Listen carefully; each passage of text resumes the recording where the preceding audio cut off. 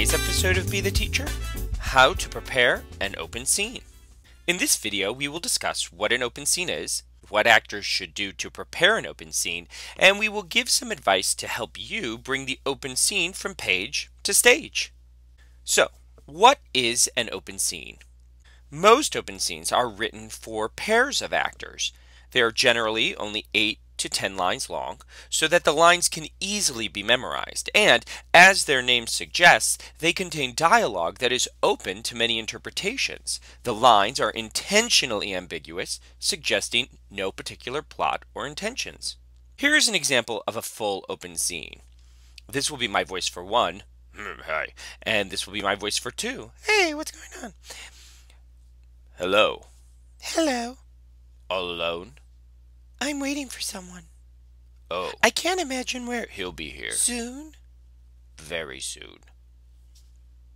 See, it is very open to interpretation. With a little creativity, you can turn this scene into any scenario you want. So, what do you do when you get your open scene and your partner? First, like any good scene, you want to read through the scene together using no expression. Just read the lines. You might do this a couple of times, and you might jot down some ideas. Next, read through the scene a second time and experiment with line readings, possible expression, volume, pitch, speed, etc. After you've read this scene at least 3 times, it is time to make some decisions about the characters you are portraying, where you both are, and what is happening in the scene. When we see your scene, everything, or practically everything about the scene, should be crystal clear to the observers. The 3 biggest choices you will make are character, setting, and scenario. Let's start with character and work our way through. To start preparing your scene, you will need to decide who you are. This will help you make choices and work to communicate those choices when you perform the scene. That is the actor's job. Make as many decisions possible to bring these characters to life. For example, how old are the characters you are playing? Are they teenagers, senior citizens, children in their 20s, 30s? Rehearse and replay the scene, adding elements, walk, stance, posture, movement, speech patterns that communicate age.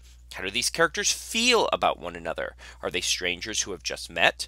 Are they happy to be interacting? Is one of them annoyed with the other, angry, frightened, awestruck, bored?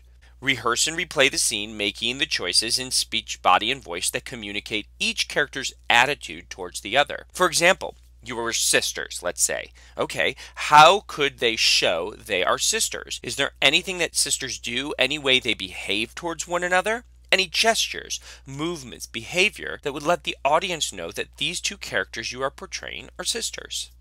Next, you'll want to focus on setting. Where are these characters and what is the setting for this scene? When you actually get on stage, you can increase the awareness of the setting of the open scene by beginning the scene by using only silence and movement for 10 to 15 seconds before the first line is even delivered. And you will want to reflect on everything. Where does your scene take place? For example, are we inside or outside? What is the space and what does it look like? Is it a space your character knows well and is comfortable in, or is it a foreign location?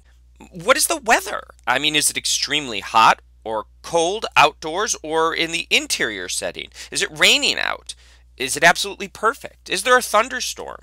Rehearse and replay the scene, adding elements that communicate information about the temperature, the weather, the location, comfort level. I mean, remember those sisters? Well, imagine they are at home. Which room are they in? How could you let the audience know that it's the kitchen? What movements or activities could you perform to show you are at a table or at a counter or looking in the refrigerator?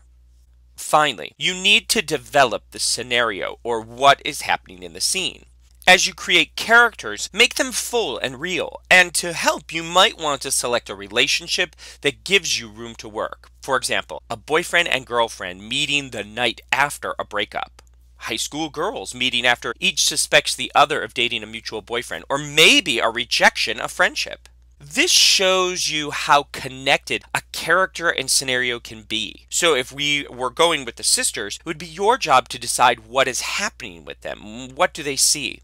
How big or small is it? Where is it? How do they feel about what they see? What precisely do they do about it? This will help you to determine one of the most important aspects, or what does each character want? After all the experimenting with setting, characteristics, attitudes, you will need to figure out what your character wants in this open scene. Why are they in this place, interacting with this other character, and what ultimately do they want to achieve? A character may want to get away from the other character. A character may want to impress the other character. A character may want to comfort, eject, or join forces with the other character. So determine what your characters want in this scene. Rehearse and replay the scene with each actor keeping in mind what his or her character wants and noting how this affects the overall playing of the scene.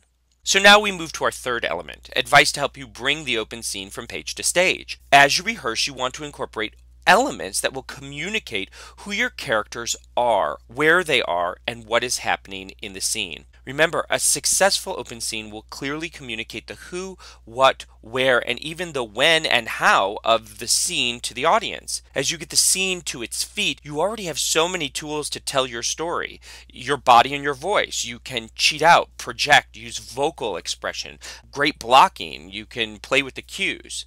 As you see the setting, you're going to use your body to help the audience see the setting as well. You might consider incorporating levels and proximity to help increase the storytelling. Proximity is using the space and distance between the actors to help paint a fuller picture. For example, one person might be sitting in a chair with his or her back to the other person who is hovering over the shoulder from behind.